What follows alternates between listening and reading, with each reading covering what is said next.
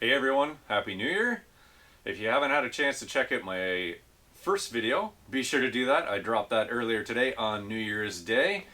And on today's video, I'm going to do a bit of an overview on picking up this shell, Project Zero, and also the donor car that I was able to acquire the same day. I had found it earlier that week, and it was actually on our way back. So I got lucky, and we checked it out and had enough space on the trailer. We're able to bring both of them back the same day.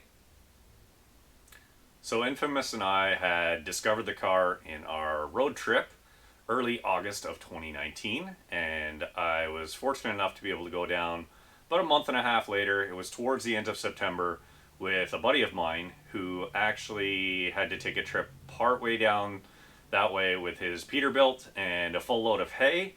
So we had a lot of trailer space, not the ideal height to get a car on, but we did make that work out. So we had headed down and got partway to Stratford, and unfortunately blew a tire on the trailer. We were still able to move and continue down to our hay drop area. So we got our tire replaced and continued on. We're able to get down and arrive to where Project Zero was stored. It was a tight fit. We're in residential roads or streets, and we managed to maneuver down a narrow driveway. The car was now sitting on 4 jack stands and taken off of its temporary storage trailer. We had 4 of us that lifted the back of the car, while my buddy with the Peterbilt actually cranked the front up with an engine hoist, and we were able to lift it onto the flat deck trailer. We got it all strapped down and continued back towards our home area, and just a few days before that, I had found a smashed donor car that was actually on our way back. So we stopped and checked it out, and to my surprise, it was very, very clean. The seller of that car, through some communications, had said it was a really clean car, but as you all know, that's always in the eyes of the beholder. So we showed up, and it was really, really clean. Took a look under the hood, even the air conditioning, the bolts that hold the air conditioning compressor on, nice gold, shiny. Then we ran into the problem of how do we get it on the trailer, because this car was a full car. There's no way that 4 people and an engine hoist are lifting this one. The shop actually had a neighboring shop. The owner wasn't there at the time, but he lived not far away, so luckily he was able to stop by and use his forklift and load it on. And we had a very, very successful day. I then went back the following week to my buddy's place who had brought the cars back for me, where I had stored the cars for, and pulled the front end off the donor car. I was able to borrow an intake tube from him and spark plug wires because they were missing when I picked it up, and able to hear it run for the very first time. That was an extremely, extremely satisfying feeling. All right, here we go. Attempted first start. Was able to locate a set of plug wires, and also had a cold air intake donated for the purpose of starting. So here we go. Let's see what happens here.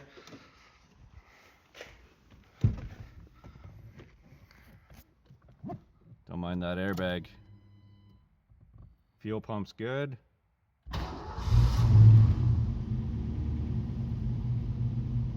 I'd say that's pretty good. It's pretty happy.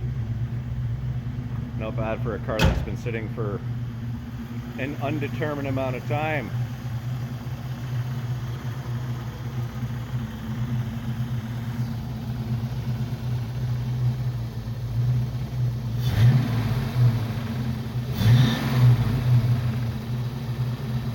No funky noises. Sounds pretty healthy. Not a bad idle for no charging system.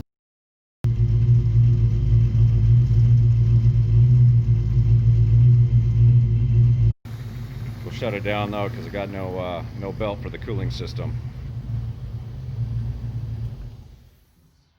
I had ordered some major parts to start the construction on the vehicle early on in February of 2020.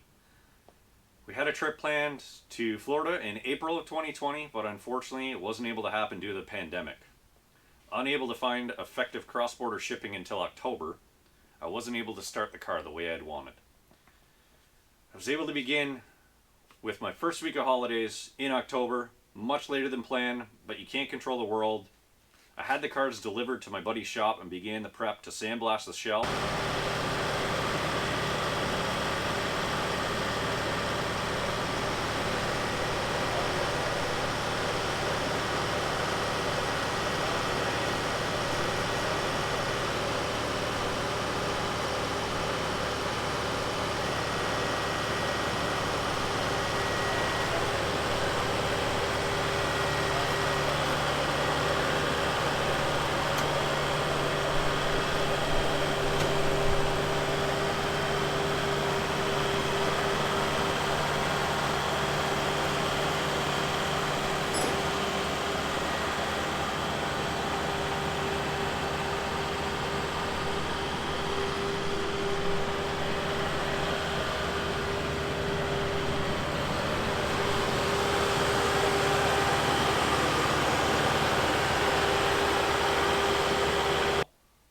Unfortunately, from the last year of outdoor storage, and who knows how many years before from previous owners, before I acquired the car, there was some surface rust in areas, and the underside of the roof skin was pretty heavily rusted as well.